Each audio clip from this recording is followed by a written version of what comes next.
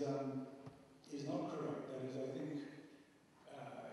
think. First of all, apologies for my English as usual, but I must be without any shame to do conference lectures with this English, but I have not a better English that I have. This is a realistic consideration. The second point, I should thanks for two reasons, Marcus Gabriel. Not only because he invited me to this conference, but because he gave me the idea of writing a book, in the sense that it was together with Marcus last June, we were speaking about the zeitgeist and the philosophy of the geistige Situation der Zeit, so to speak, what was the main tendency of contemporary philosophy. And I said, well, we can speak about a new realism, but it was, I would not say a joke, but something that was attempted to capture what was the mainstream of contemporary philosophy. It seems to be a good idea, not a so bad idea, and this is the reason why after that, I wrote this book. So I owe many things to this conference and to the genius loci of this conference, Marcus Gabriel. Then the problem arises is to know what is new in new realism, because it seems contradictory. Because are you speaking about a new reality? Because if I would say that the new in new realism is a new theory of reality, then this will be an anti-realistic thesis. So I have no idea, no new ideas on reality. Moreover, I have not a theory of a new realism.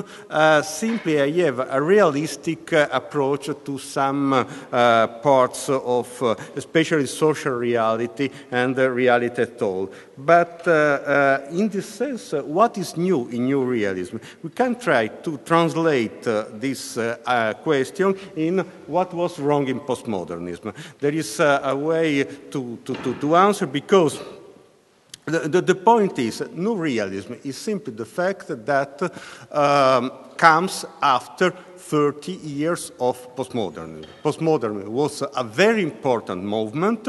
It was not simply an idea of few fools, but it was a very relevant movement in our cultural landscape. And this perspective comes to an end for very good reason, I will try to show.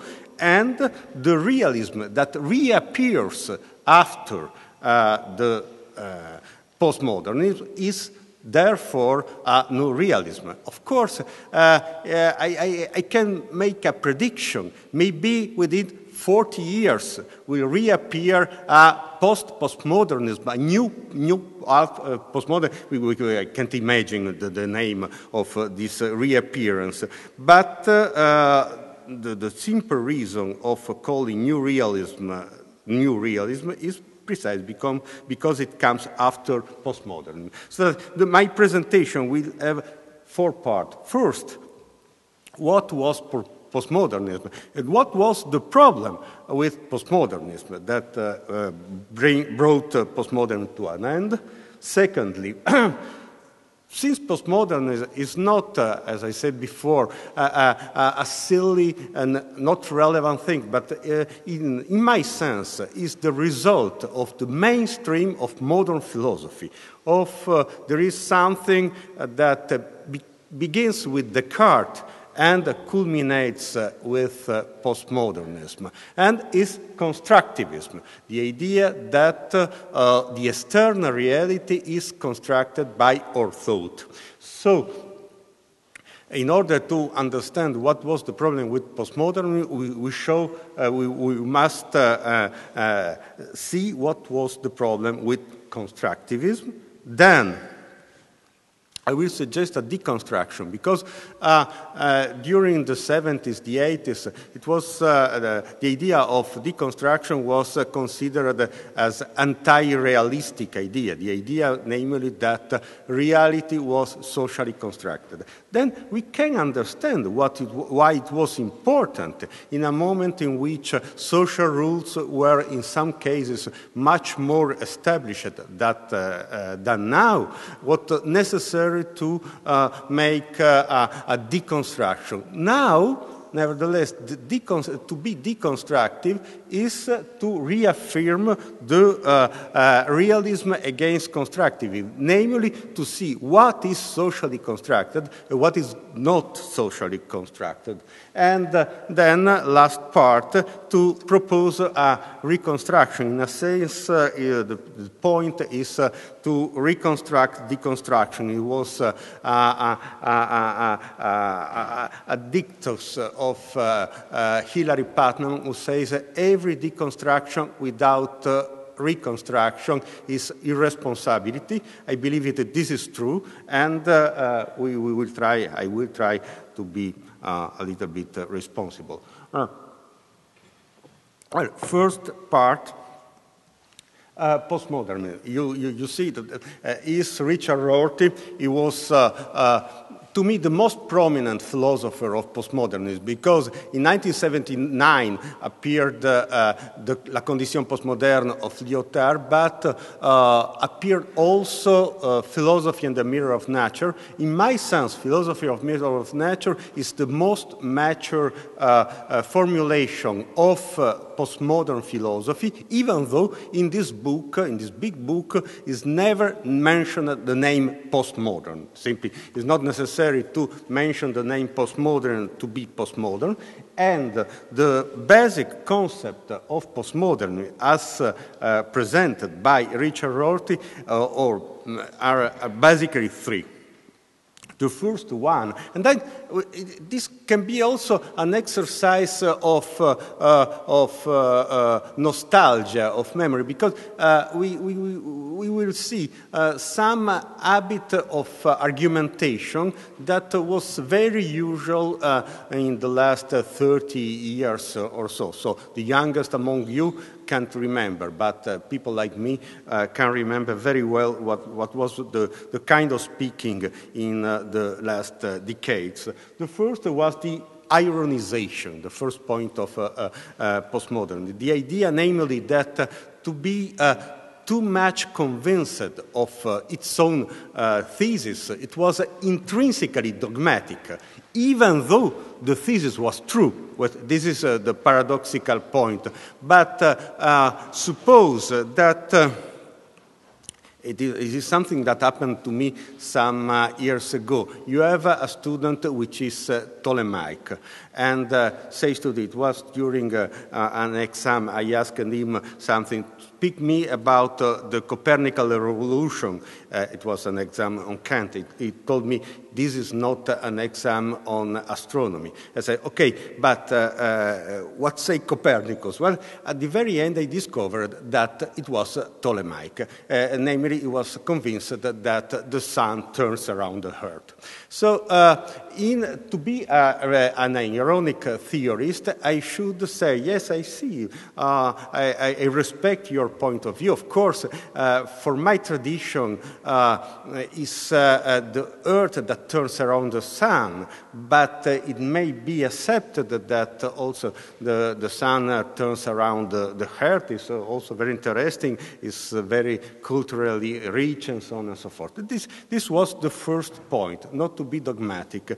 The second point was not spatially of postmodern ideology, so to speak, was not spatially related to Rorty, but was, in a sense, more typical of Deleuze and Guattari, the idea that desire or something against rationality is intrinsically emancipatory. This is very important because it's the anti-enlightenment part of the postmodernism. We usually intend modernity as an affirmation of enlightenment. There is a sense in which modernity is an uninterrupted critique of enlightenment, and typically this was the case of the desiring revolution, namely saying that the emancipation is not based on rational ground in the Socratic way, but on the Dionysiac way. And if you read the end of The Birth of Tragedy of Nietzsche, you find the most diffused ideology, anti-enlightenment in contemporary culture. So that we will not be free by reason, but by the opposite of reason, by the desublimation. The third point of postmodernism was the most important in my sense, and this reveals why realism is so important, is the de-objectification. De-objectification means that, this was the main thesis of Rorty, objectivity is not so important in the society. Much more important of objectivity is solidarity. Once there was a discussion between Rorty and a French philosopher, Pascal Angel, on the truth, and he said, but Rorty said, note that truth is not so important. It's like to make a compliment to someone, to say, what you are saying is true. It's not much more important that true and objectivity is the solidarity, because to be solidary is very important for our social life. Note that here there is a contradiction, because, for instance, the poor Rorty had a cancer, and he wrote once to Habermas a letter saying, I got the same cancer that got Derrida.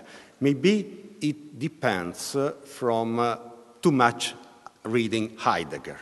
But in the sense, he was not aiming to say, to find a solidary physician. Maybe he would prefer to have an objective physician. Solidarity is very important, but only in a second level vis-à-vis objectivity. But, well, this in a very rogue scheme, the main thesis of postmodernism.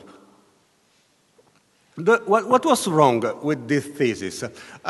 In a sense, the problem with postmodernism was that it realized itself very well. For instance, Plato was not able to realize his theories in Syracuse, or even Marx was not able to realize completely his theories.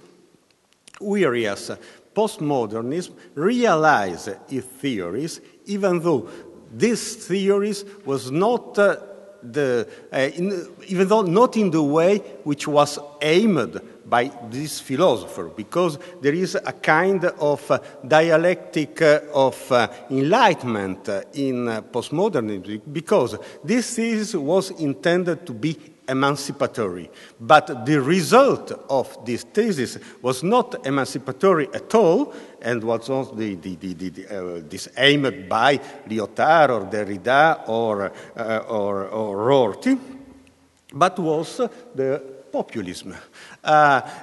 Namely, the idea of the postmodern populism was, in a sense, the perfect realization of, and the perverse realization of postmodernism, in the sense of a kind of anti-realism. This is, in a sense, less known, for instance, at least for we Italian, of the president populist, but the fact that is Karl Rove, the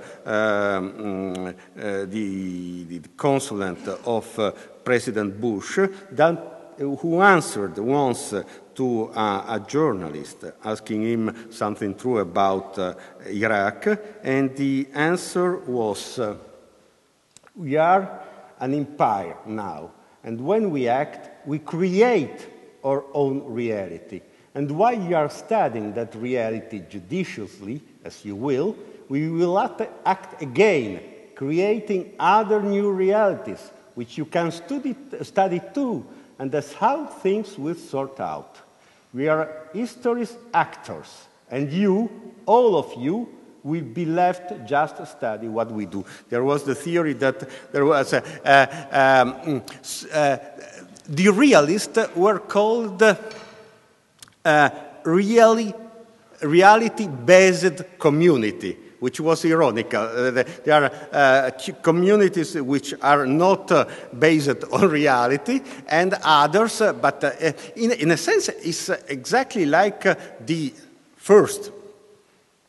The prevailing of solidarity over objectivity, the community over the reality, the irony, and all you want, and the will to power, at the typical, a little bit of will to power, which is always necessary. So, well, this is Rorty in an interview about 15 years after The Philosophy and the Mirror of Nature, because it was a very honest man, and he said, I wish I'd never mentioned hermeneutics, because the last chapter of Philosophy and the Mirror of Nature was the most anti-objectivistic, anti-realistic chapter, and he said that the epistemology, namely the theory of truth and objectivity, should resolve itself into hermeneutics, who was the theory of interpretation and solidarity, in the very end, the fact of prevailing of interpretation over facts. And, well, this was what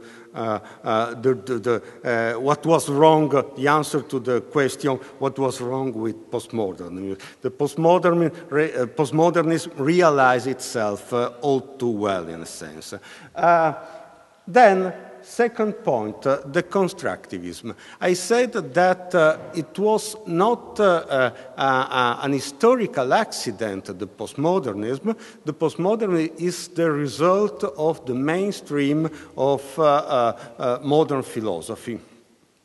This means that it was something very, very relevant, even though, you see, in the sentence of Carroll, act, create, act, creating, actors, and so on and so forth. There is the idea that the reality is constructed, in this sense, by the will to power. Well, what is the noble origin? In a sense, we have to make the inverse play of the genealogy of moral, because in genealogy of moral, Nietzsche suggested that in every high-level theory we should find the pudenda origo, the bad,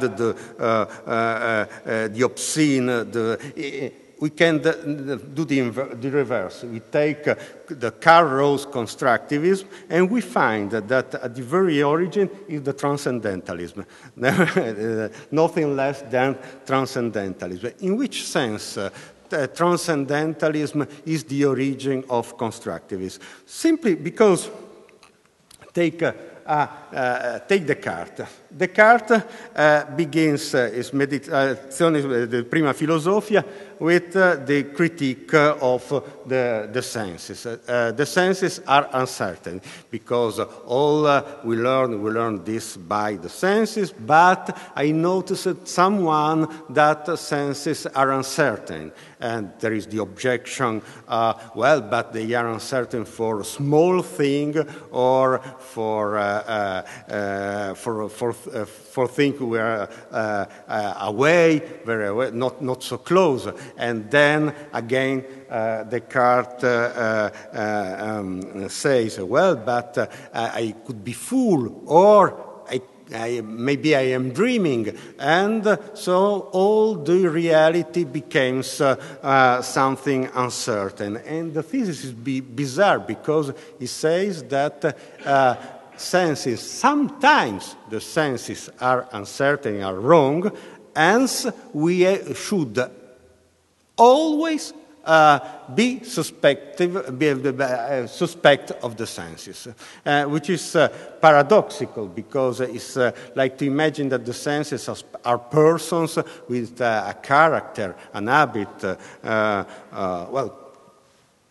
The search of the complete certainty creates a kind of uncertainty. And this is the second step, is Hume, with the uncertainty of induction. Again, we all receive from the external world. We learn all from experience. We create inductive laws, but these laws we create by induction are never safe, because never safe, completely safe. For instance, the turkey can make the law every time the farmer comes, I eat, but there is a day close to Christmas in which something different happens. And so all the knowledge of the external world becomes something uncertain. This is the origin of the transcendentalism, which is the answer of Kant to this kind of problem. He says, I have a solution, even if senses can be wrong, and inductive rules, laws are never sure. Nevertheless, the experience is grounded by the science because we have 12 categories and 2 forms of pure intuition, which are mathematically grounded and completely safe, exactly like the laws of Newton. And this applied to reality. And now reality is safe. So the beginning was to try... The idea is always to be safe, and the result is always to be unsafe, because the search for a complete certainty, evidence in Descartes, creates a form of uncertainty, and the final result of this elaboration, which is the basis of modern philosophy, is that reality is constructed by our senses and our categories. This is the constructivist basis of modernity. And constructivism has, of course, many sizes, like a T-shirt. There is a medium size, which is the Kantian one, who says intuition without concept are blind. That, in a sense, is obvious if we apply to scientific experience. I can go to make a scientific research without concept, or social experience, for instance. If I come here without knowing what is a conference, I will wonder what are we doing here. Maybe you are wondering the same question, even if you know what is a conference. But if you have not the concept of conference, really you will have a kind of blind sight. You will see what happens, but you will not understand. Nevertheless, this version cannot be applied for natural experience, which is also the idea of Kant. In the sense, if I have a pain, it's not necessary that I have a concept of pain or something like that. The problem became much more heavy when we have a version like the large version. There is nothing outside the text, in the sense of Derrida, for instance. which we will see also this, is very sensitive for social life, but for the whole reality cannot apply. Otherwise, we have some problematic situation like this one. Is the famous historian of the science, Bruno Latour, who once, the story was this. Some scientists discovered that possibly the pharaoh Ramses II was that of TB, analyzing the mummy of Ramses. Then Latour wrote an essay saying that it was impossible that Ramses II died of TB because TB was discovered by Koch in 1882, which is clearly a confusion between ontology and epistemology, supposing that there is not an autonomous life of the illness, and it depends from the fact that which is that is discovered, which creates also problems with the idea of scientific research, because if discover the TB creates the TB, it's better not to discover the TB. Last and extreme version is the extra large, which is there are no facts but interpretation, which is the version of Nietzsche. Every time you find the extreme version, and it is the most successful. I don't know why, but it works so. Note that, for instance, this is supposed to be a photograph of Nietzsche. I put this photograph on a book I wrote on Nietzsche, and they exist also in other books written on Nietzsche. It was dependent. The publisher asked me, "You should put a photo of Nietzsche on the cover." I said, "Well, okay." Put another, not always this with this big mustache. Put it a new photograph. You agree this? Yes, okay. Then the book appeared, and a photograph called me saying, you always make the same mistake because it's not Nietzsche, it's Humbert I, King of Italy, because... But if you go in Nietzschean iconography, you will find this photograph. So it would be very interesting, a test, to go to Nietzsche and asking... It's you. I suppose he will answer, it's not me, it's Humbert I, King of Italy, even though in its last letter to Jacob Burckhardt said I'm all the name of the history, probably before this final state, he will say I'm not King Humbert I. So the problem is this: you start from transcendentalism. The experience is constructed by the science. We are the constructor of all experience.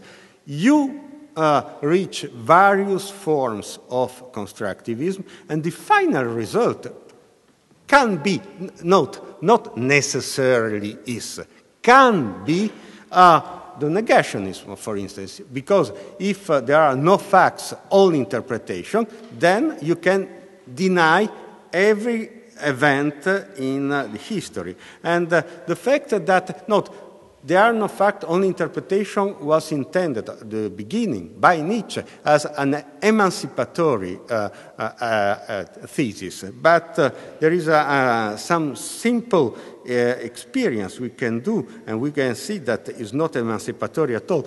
For instance, this is in the Italian tribunal. Law is equal, is the same for all. Imagine that you go in a jury and in a trial, and there is written there are no facts but interpretation, only interpretations. Clearly, is not the best, at least if you are innocent. And last point, but it's banal.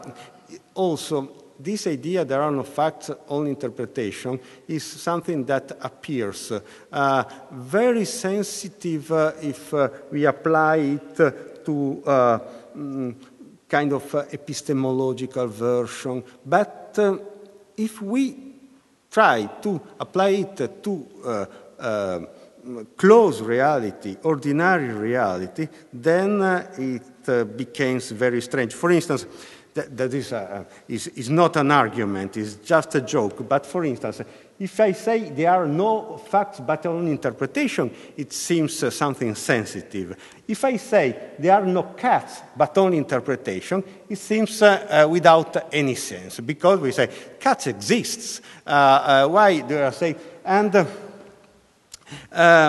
this explains that there is a difference of scale from facts and cats. And cats, in a sense, are a kind of facts. So why you admit the weaker thesis, the stronger thesis, there are no facts, only interpretation, and you deny the weaker, there are no cats, only interpretation? Well, in this sense, the deconstruction consists in making the difference between what is socially constructed and what is not. And so to speak, 40 years ago, there were good reasons for entire realistic deconstruction, as I said at the beginning of this speech. But deconstruction is not a tightrope walker's balancing act. Now, it requires us to know what is socially constructed and what is not, as well as the intermediate points, because it's very important, the intermediate points. If I say that race is socially constructed, for instance, okay, well, it's interesting, it rains anyway, I have nothing new built by my thesis. I should distinguish these different levels, and the real work for the philosopher begins here, rather than proposing totalizing theories about how everything is socially constructed. In this sense, and very shortly, because I suppose in a realistic way that remains to me 15 minutes. Is it? We have something safe. Fine. What is important with reality is not to say that exists something completely independent of us, but the fact that there is something we can correct. This is the way in which the reality presents itself to us is usually an experience like delusion, surprise, frustration, the fact that we were expecting something, and this, what we expected does not appear. And this is what I call the unamendableness of the real, the fact that we can't correct the real. This is the famous so-called illusion of Müller-Lyer. Why is it interesting, this illusion, like all these so-called optical illusions? The fact that I know very well that the two segments are of equal length. Nevertheless, I can't correct what I see because there is an arrangement, perceptive arrangement of my eyes that makes that the two segments seems to be different. So that, in this sense, is very important in order to make this work of deconstructing deconstruction.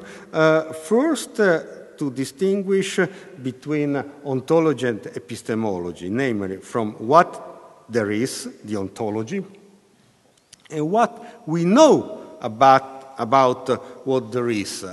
In a sense, is the distinction that has been done by Professor Marconi this morning while he was speaking about the salt. He will speak about the water, because I have water here. Suppose this was once 2 centuries ago. Nobody knows that this was H2O. Maybe that within 2 centuries there will be a new scientific description of the water, maybe. But the properties of the water remain the same, even though I ignore that is H2O, or if I know very well that is H2O, even if I I will not do this because it's not my computer, but if I pour some water on the computer will be damaged exactly like it, even though it ignores completely the properties of the water. But the water acts without any previous knowledge by the user. In this sense, there is also a difference between the experience and the science. I can have many experiences without any science, and this is what is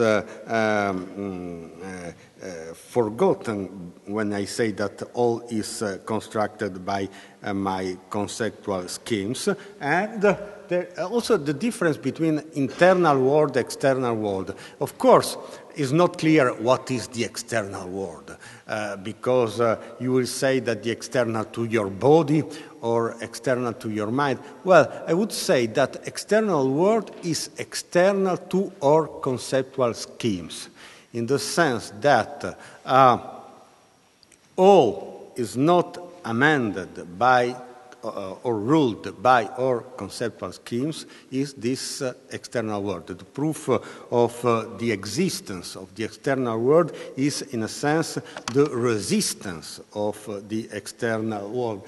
In this sense, I can speak about a negative realism, in which I can say that existence and resistance are closely related, and this is, in a sense, something which has been told this morning by Professor Ack when he said how it is independently of what you or I or anyone thinks about it.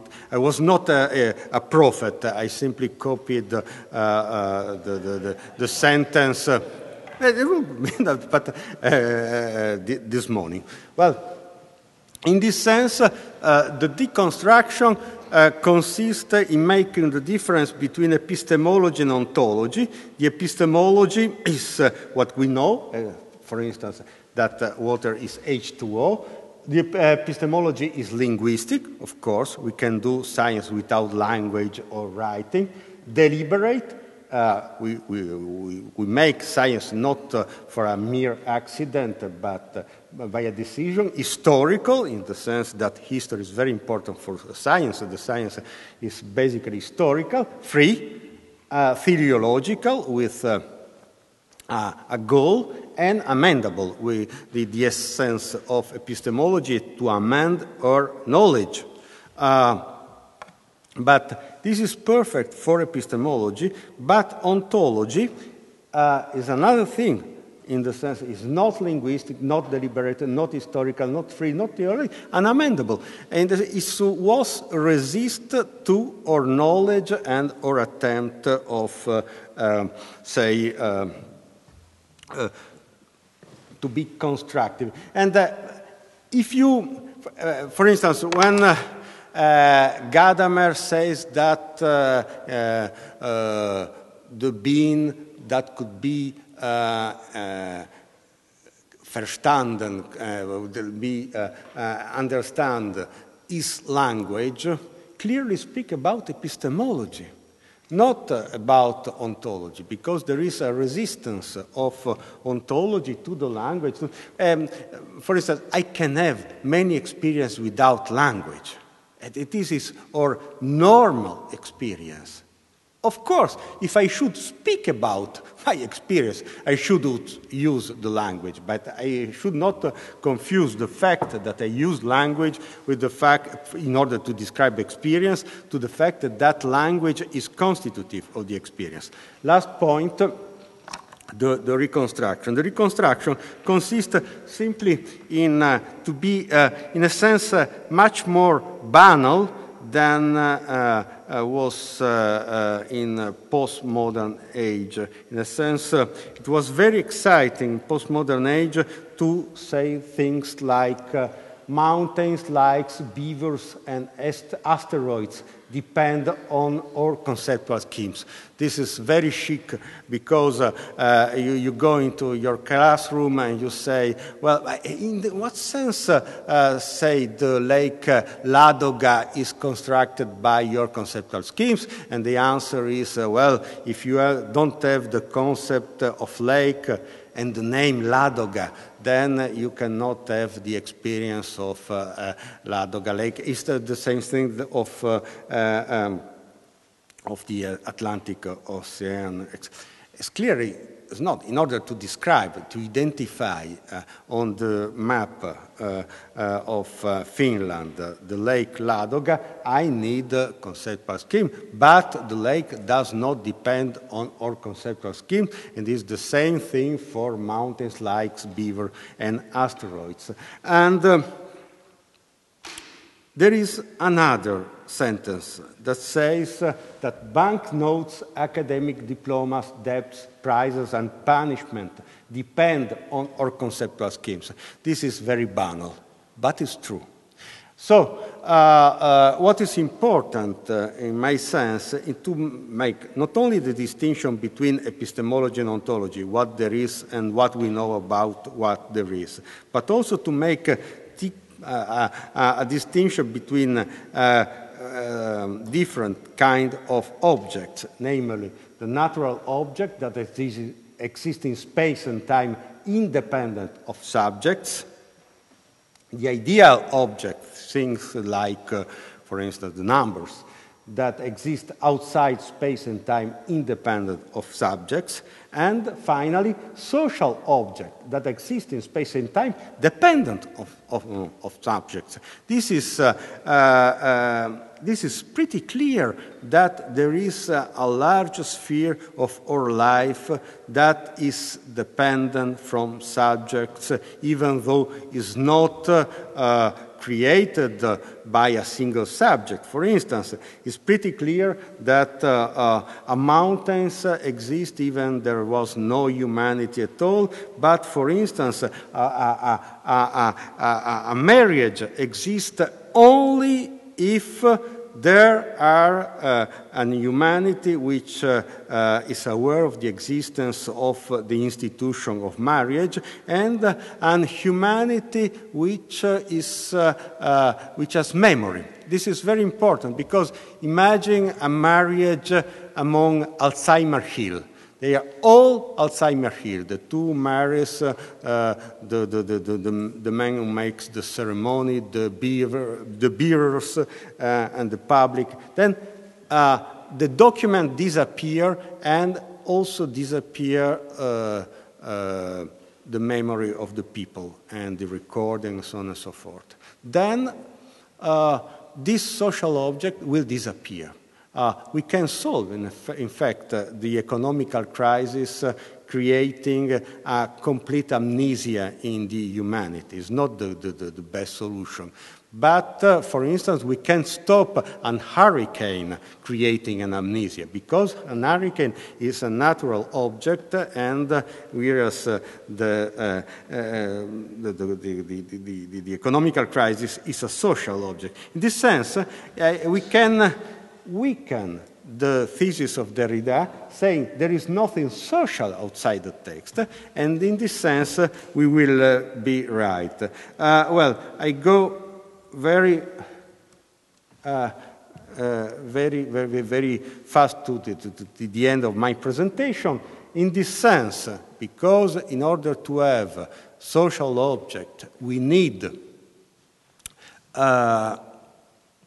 to have memory, inscription, and acts that creates this kind of object. I would suggest, instead of the constitutive rule of Professor Searle, for instance, X counts as Y in C, a physical object counts as a social object in a given context. The problem with this rule is that it does not apply with negative entities like, for instance, the debts, and several problems that can be. It could be much more evidently presented, in my sense at least, object inscribed act. Social object, things like conference or marriages, are the result of social act, such they come about between at least two persons, with the feature of being inscribed on a paper, on a computer file, or simply in the head of person. And this, by the way, explains why there are so many pieces of paper in this room, so many recording media in this room, and why we have so many, why cell phone has evolved in writing machine and in archives. Why this happened? Because the recording is very important in construction of social reality. I end with resuming this, Marconi told about a minimal realism, and I suggested a small constructivism, which turns to the same, and first, natural objects are independent of epistemology and make our science true. Sometimes, but in very rare cases, the observation interferes with the observed, but usually is not the case. So natural object is independent, and this is the reason why epistemology can be true. Experience is independent of science. I can have the same pain even if I have complete knowledge of what happens or not, which is not the case in social world. For instance, the shame exists only, creates pain, but exists only if I know social rules. Science is different from magic, whereas if I say that it's a simple confrontation of paradigm, I am not able to make the difference of science and magic. And social objects are dependent on epistemology without being, on that account, subjective. Because the fact that we all share the fact that there was a change of the time last Sunday does not allow myself to reject this change. It depends from subject, but it's not simply subjective. And the rule, intuition without concept are blind, apply very well, but in social world, and this is the last example. This is valid for the Europeans, usually, because this is a baseball match. When we look at the movie, baseball match, if we are European, we don't understand anything, because we don't what happens, who wins, why is stopped, and so on and so forth. It's something completely incomprehensible, and this because it's a game, as rules. This applies in social world, not in natural. Thank you very much.